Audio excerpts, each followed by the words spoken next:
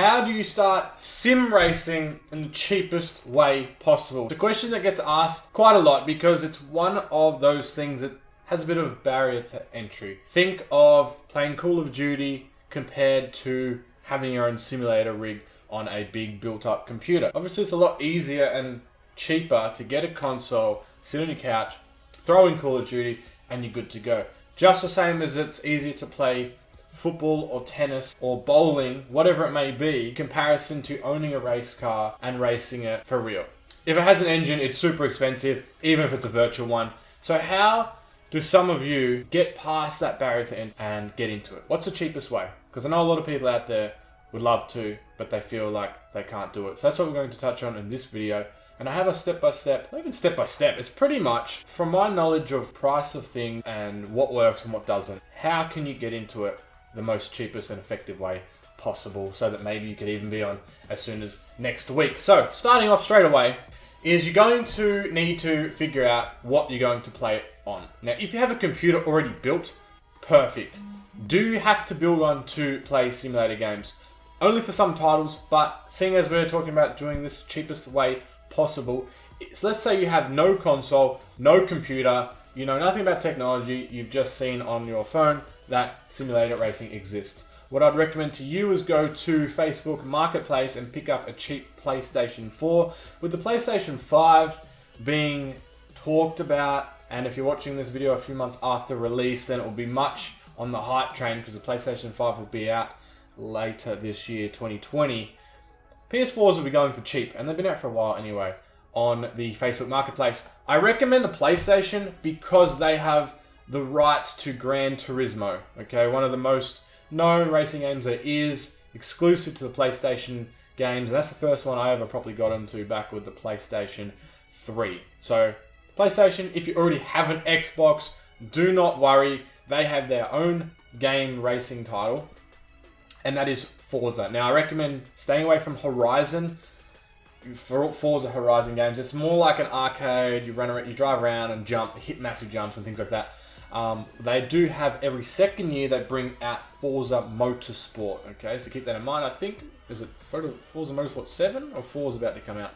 Either way, look for the most recent title or get one that you think is on a good special. They are the consoles, and we touched briefly on the games a little bit, so I'd recommend going to the PlayStation. Next is, what hardware are we going to use? The biggest question when it comes to simulator stuff, because there's lots of options.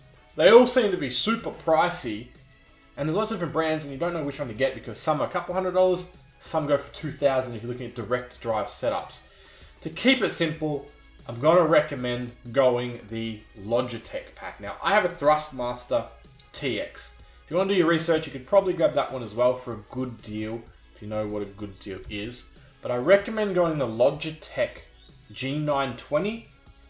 Sorry, that's for the Xbox. Because we're talking about PlayStation, you're going to look for a G29. Same thing, it's just made for the other console. Because Logitech are a massive company, they know really well how to mass produce and pump out products into the market. They price it well, they know their target audience, and because of that, there's lots out there. You could probably go on Facebook Marketplace, Gumtree, Craigslist, whatever your local town or city uses the most.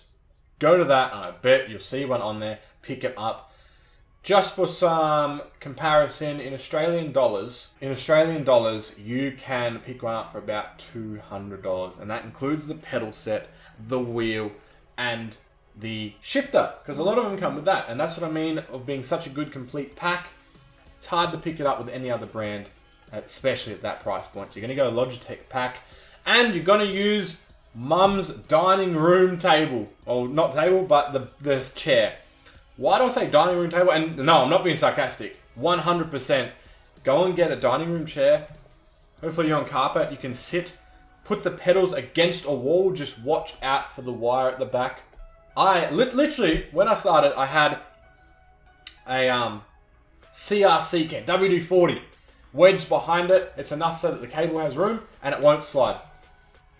Done. You don't have to pay any money for a chassis. Although chassis are cool, everyone loves them. So this is the first one I've bought. We'll be upgrading in the future when I get a more powerful wheel. This is the next level racing, the Extreme. Okay, next level extreme, they have a Pro, which is a bit older. Pick up one of them also on Facebook Marketplace secondhand. Buying these brand new is actually going to be double what you'll pay for secondhand. They do depreciate a lot in that sense. So you're going to go Mum's dining room chair, a Logitech pack.